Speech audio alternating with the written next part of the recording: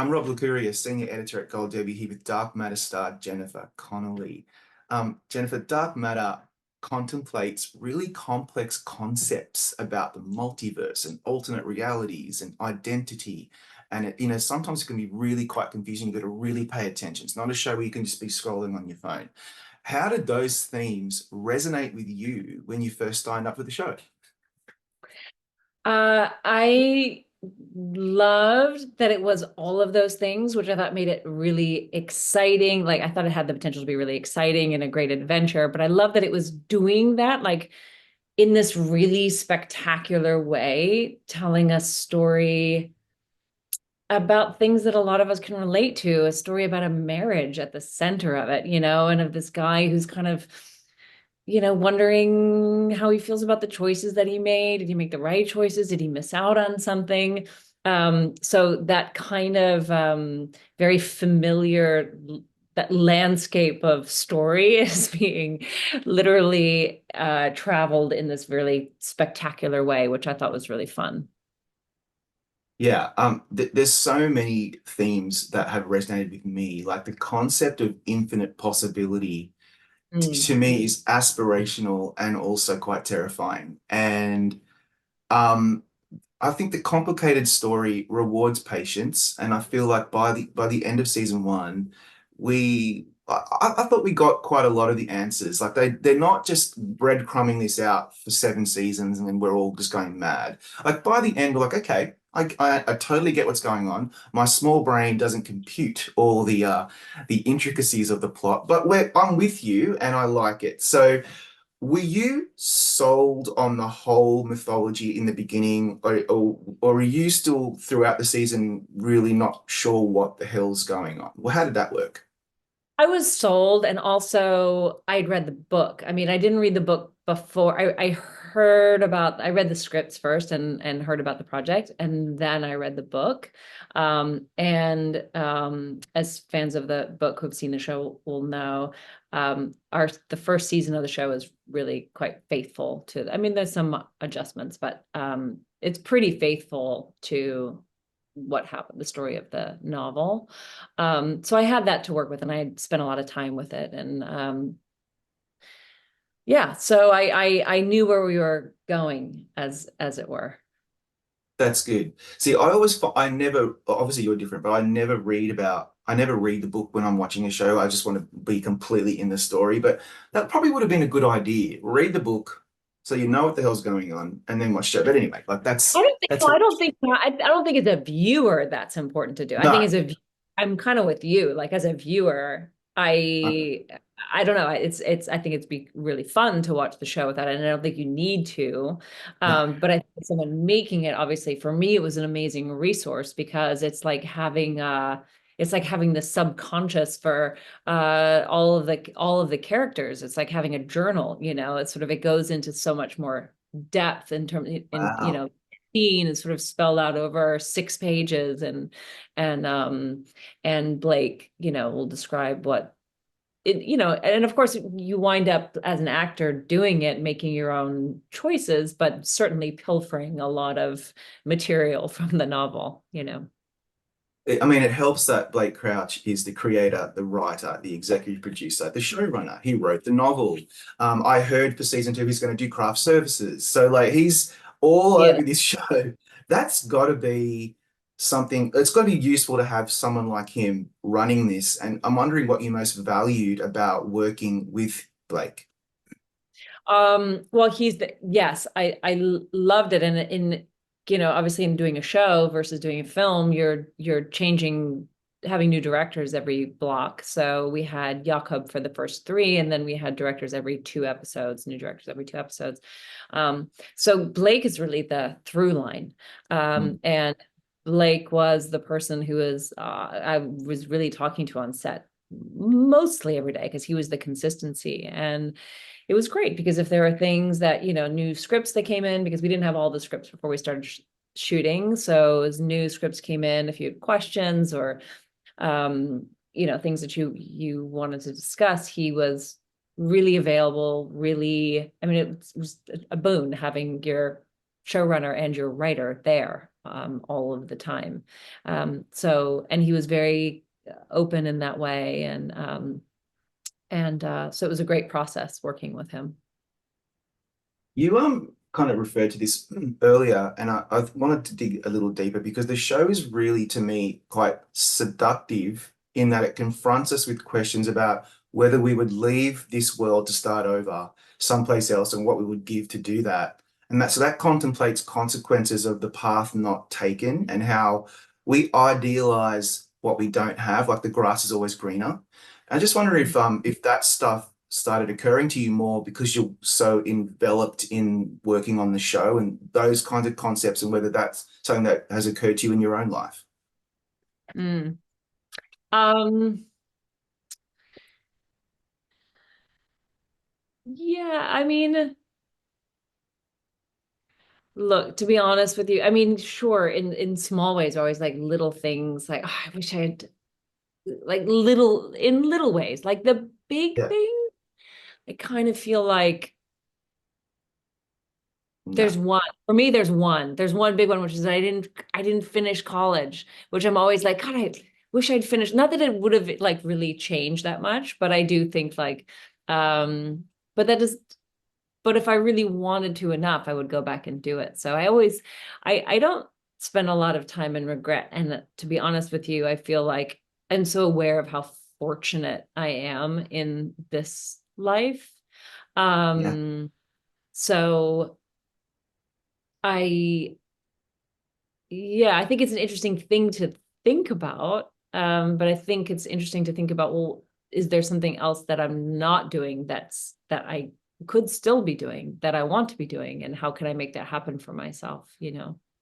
And here, that's the best attitude because it's not as a regret. It's cover, like if I hadn't have taken that job, I wouldn't have met the person who would eventually become my wife at that place. I wouldn't have had those kids. You know what I mean? Like, and it's just so interesting how like the infinite possibilities. I think this show is a really good example of just letting yourself wonder about what could have been, and that's very interesting to me. Um, yeah, and but the reason even the things that we feel like, oh, that was kind of maybe that wasn't the happiest yeah, chapter, whatever that yeah, happened, in some way it yes, it makes other things possible. possible, Um, and it's hard to untangle all of those things, sort of the negative and the positive. And I yeah, like that about the show that it isn't saying like, oh, there's one, it isn't saying in the end, the characters discover that there was one perfect version of happiness. There are different versions of happiness, and there's the happiness that we choose, the one that's right for each of us, and if we're um uh so I think that that's kind of a nice moment in the story as well, when he said, I love when he says like there was a world where I could have stayed, there was a world where I felt like I could have been happy, um but but I chose you. I chose to be here and to be with you. yeah. I love that moment in the show.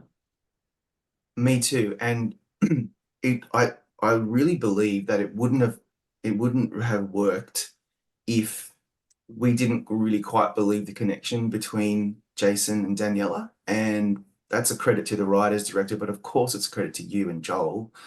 Um, I think the show is actually quite romantic because it's all about Daniela really for Jason at the end of the day and his life with her, which means a lot. To be honest, a lot of this really has to revolve around what you're giving to the viewers, so we can understand why Jason so desperately wants to be with her. Does that occur to you that you've got to play that very carefully? You've got to be alluring, you've got to be comforting, you've got to be loving, but there's got to be something about that life that Jason really desperately wants. Did that ever were those discussions ever had on set?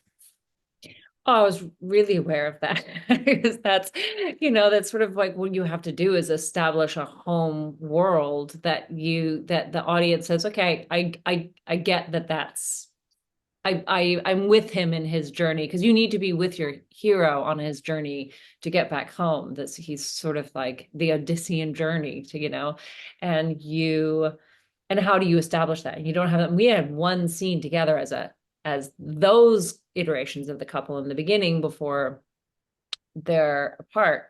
I mean, it feels like you have more time because you're seeing her with a different version of him. Um, Yeah. but yeah, I thought about it a lot, and I was aware of that we had very little time to create something that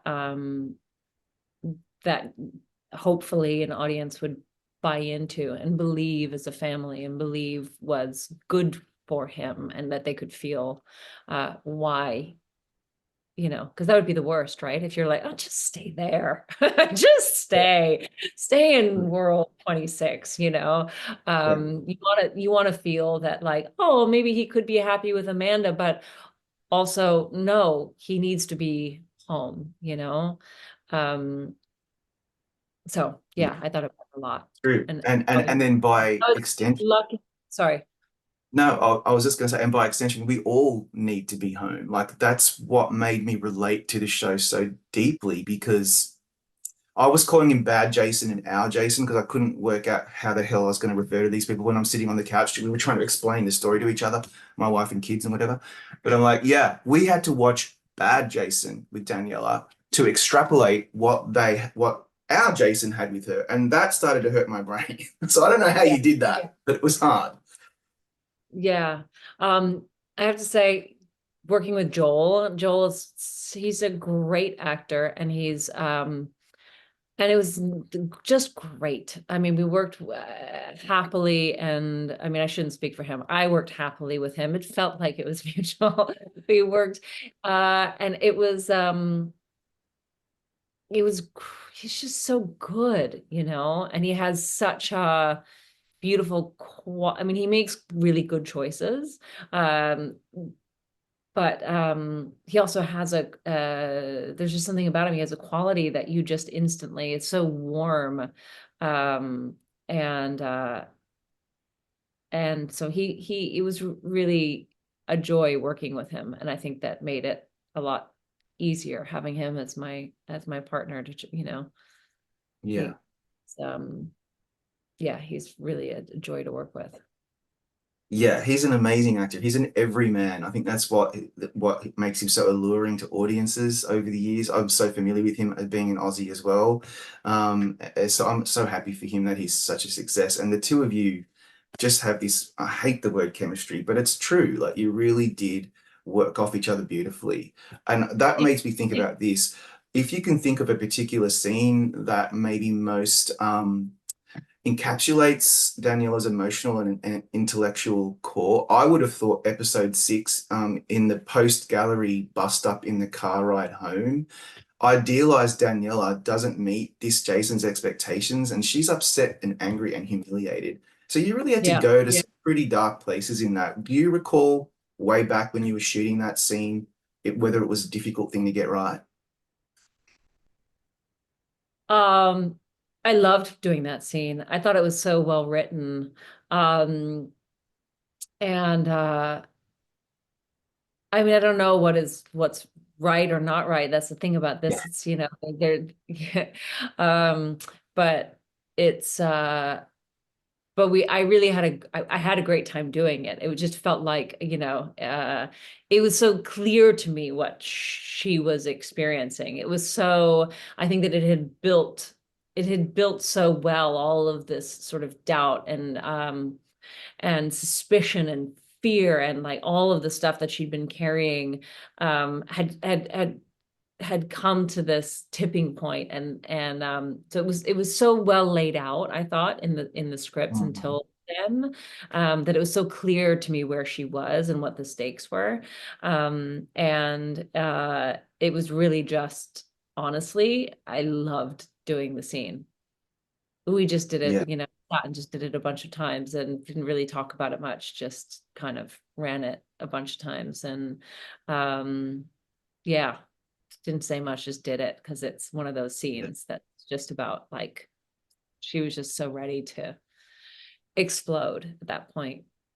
Yeah, it's a really good helpful scene for the audience as well because we needed to have that cathartic moment where it's all kind of out in the open. We can see that they're not working and there's a reason why. And she's She couldn't have let it go. So I love that. But you know what else really, I was wondering, I want to hear your thoughts on this because there's a moral ambiguity in the finale because all the Jasons, they're in a group chat for God's sake. They all want to be with her and they all kind of deserve to be with her because Yeah. who's the bad Jason? Who's the good Jason? They're all Jason. And the Jason she ends up with, Jason Prime, maybe he's not Jason Prime. Maybe he's Jason 4 in reality. What about that? That was really hurting my brain. And I had to Yeah. work out whether I was happy for this or not. Yeah, I think it really is, which is I think what made that sequence, that last episode and a half kind of delicate because you're kind of like the audience is with Jason 1, as we were calling him. And so you're pretty convinced that that's your hero, your protagonist, and because you're following him in real time throughout the whole thing. And he finally gets home and you kind of want him to have this sort of wonderful reunion when he gets home. But of course, you know, you're crashing up against someone who's had an entirely different experience and now is playing catch up and has to, you know, kind of process all this other information. And that very fact that, well, if there was another one that I was with and there are, wait, on top of it, there are all these other versions that have come through. How do I know that it's you? So I think that's what that, you know, that whole last episode when they're in the house really had to become about them, her sort of falling a lot in love again in real time in a kind of, you know, in a kind of sped up way. Yeah, They have to find, she has to find him again and fall in love with him again. And I think that, you know, as an audience, you have a kind of, you kind of accept that he is the yeah, one. You followed him all the way through. yeah, Um, and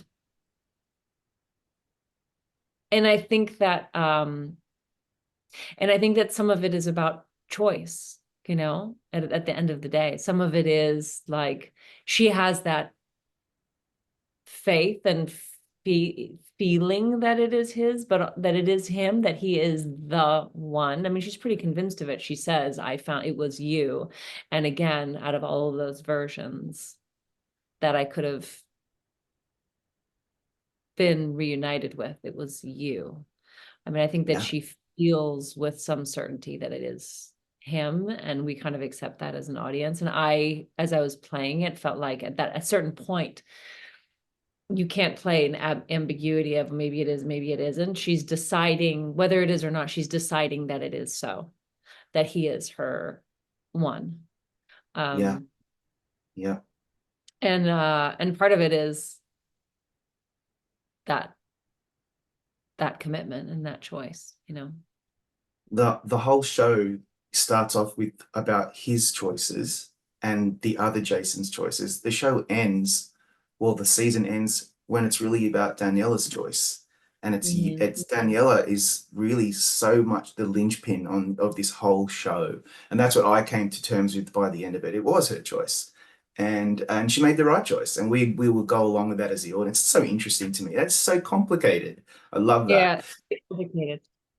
Final question, and this is more of a a silly one, but practically speaking, on a practical level from your experience, what is it like to film a sequence when you're shot in the head? Because I can't imagine that is an easy thing to do. Um, It's easy. I mean, with those things, I feel like as someone who isn't a trained stunt person, obviously, um, you know, not the hardest thing is for me is trying to figure out, find that middle ground of Yeah, throwing yourself at it, but throwing yourself at it in a way that's sort of safe, because my instinct is always to kind of just really commit to it, you know, and okay, yeah, so I'm supposed to throw myself onto this couch and like, you know, kind of land on the side of my head. And, you know, obviously they're not going to let me do anything that's actually unsafe, but you know, what is that? How hard do you slam your body down? Like, how do I, it's um my instinct is always to just go at it a little bit too recklessly, I think. But that was a kind of funny one because we had a very specific shot. I don't know if you remember this shot, but there was like a very tight shot, and it was just the matter of like fall into it like you've been shot with momentum and abandon, and yet hit this really precise spot on the couch and angle. So it becomes sort of more of a technical Yeah, feat, you know, yeah. in that Wow. instance. Anyway, And then, but for us, I like it's that hot. scene. I thought it was like you kind of like I thought it was a very unexpected moment, Yeah, and I thought that they handled it really well. yeah, I I thought agree. really good job shooting it and staging it. I totally agree, and I think you sold it very well because it was shocking, and I think it was an important moment for us to realize that Daniela she could easily be gone in all the other worlds as well, and that's what I was expecting. So that was kind of scary. On that note, not really on that note, but thank you, Jennifer, for your time today. Congrats on some really beautiful work in Dark Matter. I really loved I it. appreciate it. Thank you so much. Thanks so much. I really appreciate it.